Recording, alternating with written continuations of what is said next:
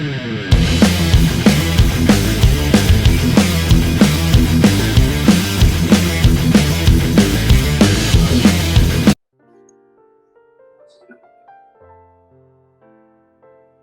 que aquí ya leí. Entonces, bueno, vamos a empezar con esta parte de la ley de Gauss, haciendo más que todo la definición, ¿verdad? Y luego tal vez hacer algunos cálculos. Entonces, la parte esta de la ley de Gauss trabaja con lo que es el flujo eléctrico, que se representa con esta letra. Y entonces, en el texto hacen una analogía con la parte esta de cualquier fluido, ¿verdad? En este caso el aire, que pasa a través de una superficie. Y el conteo en este caso de las líneas, por decir así, de flujo, que pasan a través de, o sea, de manera perpendicular a lo que es esta área, ¿verdad? O sección. Entonces, por ejemplo, aquí en el inciso E sale una opción en la cual el flujo va con un cierto ángulo respecto a lo que sería el vector normal de la superficie. Entonces, definen ese vector A, ¿verdad? Aunque el área es una cantidad escalar, lo que hacen es definir este vector para contar las líneas de campo que están paralelas a ese vector de área. Entonces, como en este caso la componente de la velocidad sería B coseno, la que estaría paralelo a A, pues lo mismo hacen con la parte del campo. Si tenemos una superficie, entonces se va a contar como flujo eléctrico, ¿verdad? Solo aquellas que sean paralelas al vector de área. Entonces sería el producto punto, le dice aquí, ¿verdad? Entre lo que son estos dos vectores. Al final, si hacemos el producto punto, sería la magnitud de E por el de A y el coseno del ángulo. Y que este plano podría ser un diferencial de área, ¿no? Entonces, primero tenemos una suma, ¿verdad? Pero al hacer cada vez más pequeño el área, entonces lo convertimos en lo que sabemos como integral. Entonces le dice ahí, miren, el flujo eléctrico a través de una superficie gaussiana, que es la que nosotros vamos a definir aquí. En este caso esta no es una superficie, solo tenemos un área, ¿verdad? Entonces es una superficie. Solo que a la superficie gaussiana normalmente se le entiende como una superficie cerrada, un volumen, ¿verdad? Y que el flujo eléctrico entonces son todas aquellas líneas de campo, dice, que pasan a través de la superficie mediante la definición de este vector de área. Entonces lo que hacen es eso, ¿verdad? Contar cuáles son entonces las líneas de campo que pasan a través de una superficie. Pero la aplicación mayor, ¿verdad? Es cuando es una superficie cerrada. Entonces ahí tienen, miren, la misma situación con el campo, ¿verdad? Si el campo está paralelo a lo que es el vector de área, entonces todas esas líneas de campo serían entonces contadas. Por eso le dicen que el flujo es E por A. De ahí en el otro caso, pues tenemos solamente las que son paralelas, entonces por eso le dicen EA coseno del ángulo. Y si estuvieran perpendiculares las líneas de campo con lo que es el vector de área, pues no tendríamos contribución de flujo. En este caso el flujo sería cero. Bueno, entonces aquí lo que hacen es una deducción, ¿verdad? Ya cuando en este caso la superficie es cerrada, ¿verdad? Entonces, aquí por ejemplo, se basan con la definición de campo, ¿no? Y la definición de flujo eléctrico. Bueno, entonces, es decir, primero tenemos que el campo se define como 1 sobre 4 pi epsilon sub 0, si fuese una carga puntual, sería entonces U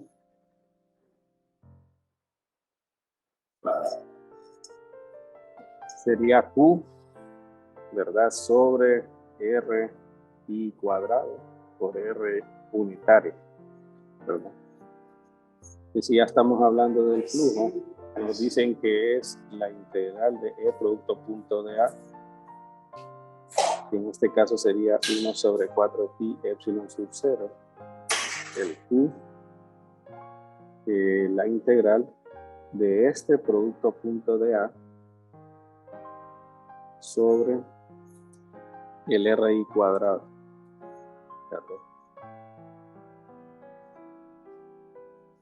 Ahora, entonces aquí es donde vienen y hacen unas simplificaciones, ¿verdad? Entonces, por ejemplo, aquí se mira mejor. Lo que hacen para simplificar el cálculo es, en este caso, por ejemplo, lo están poniendo con una carga puntual en el dibujo, ¿verdad? Pero puede ser cualquier distribución y en realidad una superficie gaussiana, pues cualquier superficie cerrada, pero por cuestiones de simetría, normalmente comentan de que pues vamos a tener que las superficies esas van a ser en general esferas, cilindros, cajas rectangulares inclusive podrían ser, ¿no? Entonces la figura más exterior es una figura cerrada, ¿verdad? Pero arbitraria. Y la otra sería una esfera. Entonces miren que en el inciso B de la figura sale lo que sería entonces la componente del vector que sería en este caso perpendicular al diferencial del área y ahí habría un ángulo, ¿verdad? Phi. Entonces este dA coseno de phi se puede representar en términos de lo que es un ángulo. Ese ángulo se va a extender, o como lo estamos viendo aquí abajo, ¿verdad? Es decir, en general sería la superficie con el diferencial de área que está en ese color más oscuro. Pero si lo trasladamos a lo que sería una esfera por la cuestión de simetría, tendríamos el que está más claro. Y ese sería el diferencial de área por el coseno del ángulo. Ahora, si nosotros lo extendemos en toda la superficie del círculo, ¿verdad? Estaría definido entonces en lo que es el ángulo sólido que subtiende lo que sería esta lámina, ¿verdad? De color oscuro que está aquí abajo.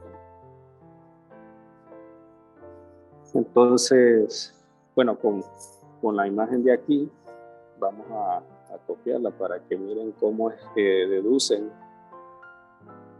esa parte del ángulo sólido y las consecuencias de eso. Entonces aquí, bueno, no sé si está el margen esto.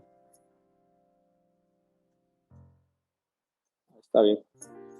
Bueno, entonces aquí tenemos esta porción de lo que sería la esfera, ¿no? Esta parte de aquí, miren, le ponen un radio R. Este es el ángulo sólido, es decir que como ahora es en 3 dimensiones, ¿verdad? Es todo este ángulo, ¿verdad? Es como un cono lo que tendrían ahí. Entonces, por ejemplo, podríamos nosotros definir lo que sería esta porción. ¿Sí? Podríamos generar como una pequeña banda, ¿verdad? A lo largo de lo que es esta figura, es decir, más o menos así, ¿no? Y ese, según lo que nos mencionan acá, ¿verdad? Había un radio R, pero hacen una línea vertical, es decir, que más o menos hacen esto, miren. Definen una línea vertical imaginaria y a ese le llaman θ. Más o menos así, ¿no? Entonces, esta parte se puede definir como el radio, o ese R que miran ahí, por un diferencial de θ. Mientras que aquí tendríamos toda esta parte de la banda, ¿verdad? Que se puede describir como el perímetro, ¿verdad? Y lo que sería esta distancia, ¿no? sería como una distancia X, y entonces el diferencial del área, ¿verdad? O en este caso para nosotros, el dA coseno de phi de la figura que estábamos viendo, sería entonces el 2pi por X por el R de teta. Solo que este X, usando la cuestión del triángulo, ¿verdad? Podríamos definirlo, podría ser algo así, ¿no? Este X lo podemos definir como lo que sería R seno del ángulo, ¿verdad? Es decir, que esto me queda como 2pi R cuadrado, ¿verdad? Por el seno del ángulo, por el de teta. Entonces, toda esta expresión nos están diciendo en este caso que se puede representar con este dA coseno de phi y que según esta figura, ¿verdad? Nosotros podemos construir esta expresión. Entonces miren que aquí le dicen que el D del ángulo sólido es toda esa expresión sobre R cuadrado. Por lo mismo, ¿verdad? Es como una longitud de arco, solo que ya no en un plano, sino que en 3 dimensiones. Entonces, le definen esa longitud de arco como R y el ángulo sólido, ¿verdad? Esa es la idea ahí, ¿verdad? Por eso entonces le dicen que toda esta parte, ¿verdad? Se divide por R cuadrado. Pues toda esta expresión sería al final, ¿verdad? Es decir, el R unitario producto punto de A sobre el R sub I cuadrado. Este en realidad debería ser un sub I si fuesen varios, ¿verdad? Pero si quieren le voy a quitar este. O para decir solo es uno, ¿verdad? Solo es una partícula, digamos. Entonces nos están diciendo que aquí sería pues 2pi seno de teta por el de teta, y esto es equivalente al diferencial del ángulo sólido. Bueno, entonces al integrar, aquí nos queda, por ejemplo, 2pi por menos coseno del ángulo. Y lo vamos a evaluar entonces de un ángulo 0 a un ángulo teta.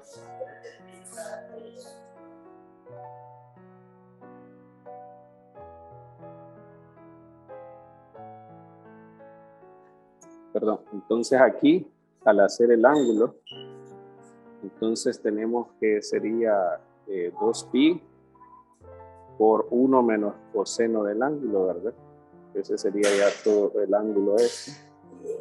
Entonces, miren cómo pasa aquí. Si teta se extiende de 0 a pi, ustedes estarían con esta figura, no sé si lo notan, con esta figura, haciendo la esfera con la cual nosotros simplificamos el problema del área, ¿no? De una superficie arbitraria a una superficie simétrica.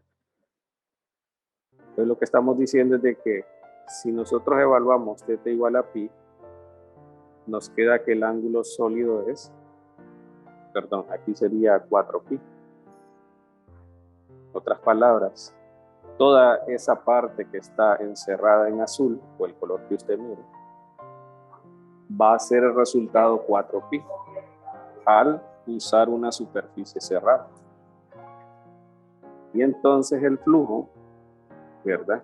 El flujo, que por definición es el producto punto del campo por esto, nos está diciendo que es igual a Q sobre 4pi epsilon sub 0 por 4pi, o Q sobre epsilon sub 0, donde Q a veces se le pone como la carga encerrada, ¿verdad?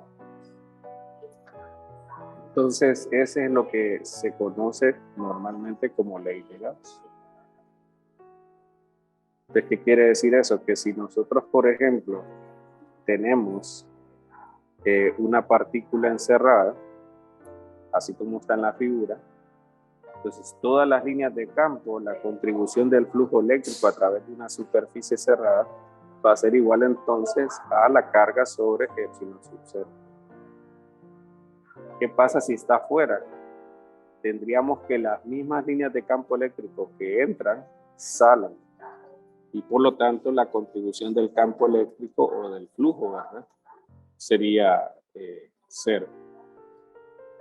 Aquí en el libro les voy a agregar algunas imágenes que salen ahí que vale la pena revisarlas. Ahí ustedes las tienen, ¿no? Vamos a ver. Entonces sería este, ¿no? Y miren aquí, les dan varios ejemplos de superficies. Y miren que la superficie en realidad puede ser cualquiera, pero por cuestiones de simetría uno escoge, por ejemplo, lo que son esferas, pues cilindros, ¿verdad?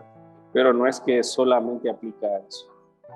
En este caso, miren, todas las líneas de campo que están dentro, o sea, salen todas de la superficie.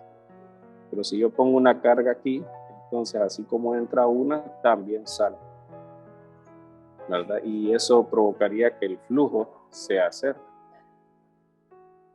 Bueno, entonces lo que hacen es utilizar ¿verdad?, esta situación para, pues en algunos casos donde la simetría amerita, ¿verdad?, pues poder trabajar los cálculos más sencillos de lo que es el campo eléctrico.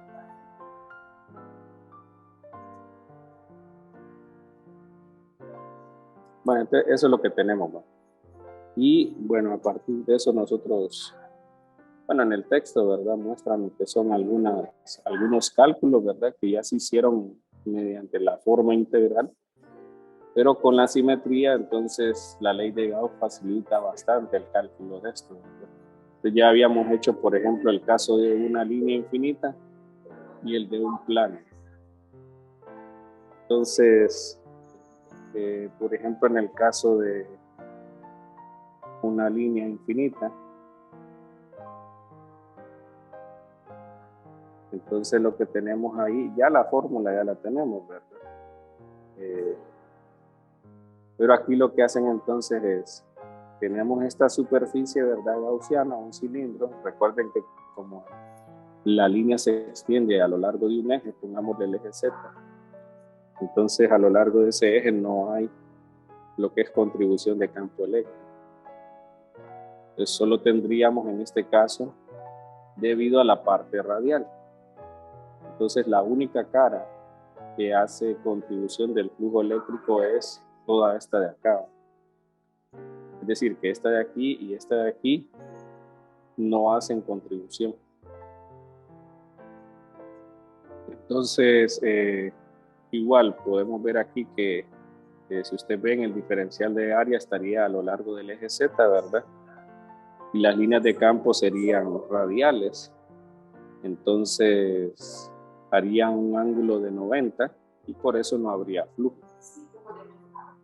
Y en la superficie gaussiana tendríamos entonces esto, ¿verdad? Que aquí sería un círculo, ¿verdad?, de 2πr, porque sería circular, ¿no? O sea, es la lámina y se enrolla, ¿verdad?, y se hace un círculo. Es 2πr o 2πr y el otro sería L. O sea, que este es el área. ¿Qué estamos diciendo al final? Que aquí tenemos el campo, ¿verdad? Y tenemos, por ejemplo, E de Z, Z unitario, más E de ρ, ρ unitario, por el producto punto del área, que tendríamos entonces el diferencial del área en la componente Z y digamos en la componente ρ. No, perdón, y solo sería en la componente ρ, ¿verdad? Entonces, esto al final, pues, estamos viendo que es esto, ¿verdad?, por el diferencial del área. Entonces, en este caso, el diferencial del área, o sea, el E de ρ es constante, ¿verdad?, es uniforme. No, perdón, en este caso tendríamos que el producto punto de estos dos, ¿verdad?, es esta magnitud nada más, ¿verdad? Entonces, el E de ρ sale de la integral y solo nos queda el diferencial de área, que sería entonces el 2pi por rho L. Ese sería el área, ya el total, ¿va? Y con la ley de Gauss estamos viendo que esto es igual a Q sobre epsilon sub 0.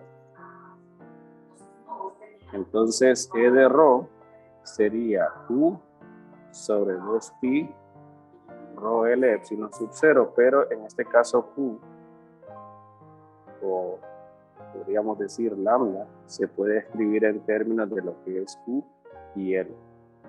Entonces, Q sobre L es rho, y aquí entonces tenemos lo que es lambda sobre 2pi epsilon sub 0 por rho. Esto creo que es lo que habíamos definido nosotros como el campo eléctrico, ¿no? Entonces, de esa manera, ¿verdad? Nosotros podemos hacer el cálculo, miren, mediante la situación esta de Gauss. Solo voy a hacer este adicional para el plano infinito. Tenemos entonces que el plano estaría dispuesto así, miren.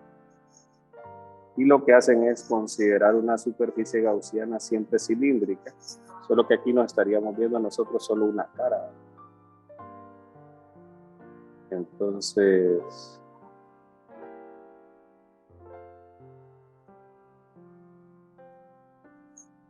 bueno, entonces estaríamos viendo esa cara. Como es infinito, ¿verdad? Solo tendríamos la contribución, decíamos, en este caso, de lo que es el campo a lo largo del eje Z. Y, pues, si esta es una con carga positiva, entonces tendríamos las líneas de campo saliendo, decíamos. Pues miren que la contribución sería básicamente de la parte superior e inferior del cilindro, ¿verdad? Y estarían alineados, entonces tendríamos, digamos, el doble de contribución, es decir, que aquí sería E producto punto de A, entonces se queda entonces como E de Z de A, ¿verdad? Este es uniforme, sale de la integral, y el de A pues lo podemos escribir simplemente así. Se puede calcular, ¿verdad? En base a lo que hablábamos aquí, por ejemplo, del cilindro, ¿verdad? Pero aquí, por ejemplo, es la contribución de la parte superior y la parte inferior de la tapa. Entonces aquí tendríamos dos veces eso.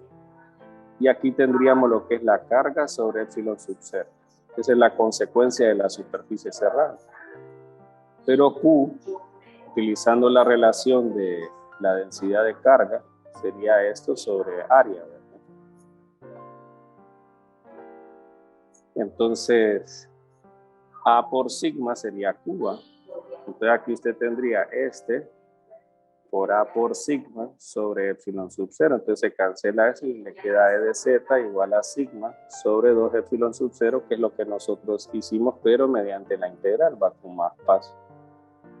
Bueno, entonces ese es básicamente como el valor agregado, ¿verdad? O lo que se podría aplicar, ¿verdad? Con la ley de Gauss. Entonces, bueno, luego hacen un comentario con esto de los conductores. Entonces, por ejemplo, si es un conductor electrostático, le llaman, significa de que no hay carga eléctrica, ¿verdad? Y al no haber movimiento de carga, forzosamente entonces el campo eléctrico dentro del conductor debe ser cero, ¿verdad? Porque si no, entonces hubiera el desplazamiento de carga de un lugar a otro.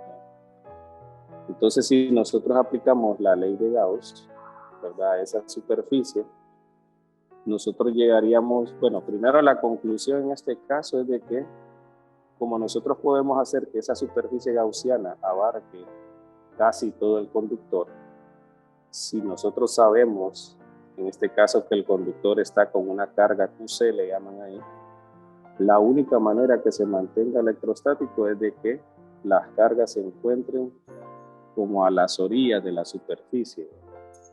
Entonces, por eso ahí tenemos que para que se cumpla esta condición electrostática debería estar así. En el caso de una cavidad le dicen, bueno, si hacemos lo mismo, una superficie gaussiana, igual encontraríamos que aquí no hay carga, porque debe cumplir la condición electrostática. ¿Y qué pasaría si le agregan una carga? ¿Va? Como debe cumplir la situación electrostática, entonces al definir una superficie gaussiana, tendríamos que entonces, lo que nos dice esto es de que tendríamos en esta región, ¿verdad?, una acumulación de carga negativa, por ejemplo, para mantener siempre la condición electrostática. Y luego aquí entonces tendríamos lo que es la carga del conductor, ¿no? Entonces al final, si usted, por ejemplo, hace una superficie gaussiana que abarque todo el conductor con la cavidad, lo que tendríamos entonces es que el resultado sería básicamente la suma de las dos cargas. Y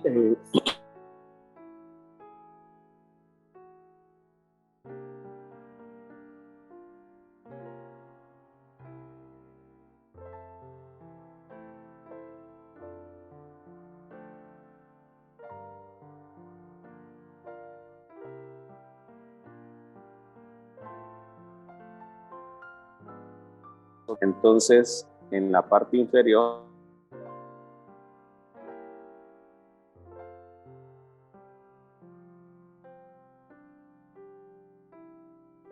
entonces en conductores estáticos, no como en el caso del campo, miren, una doble contribución de las líneas de campo, sino que solo una. Entonces tendríamos que para conductores electrostáticos,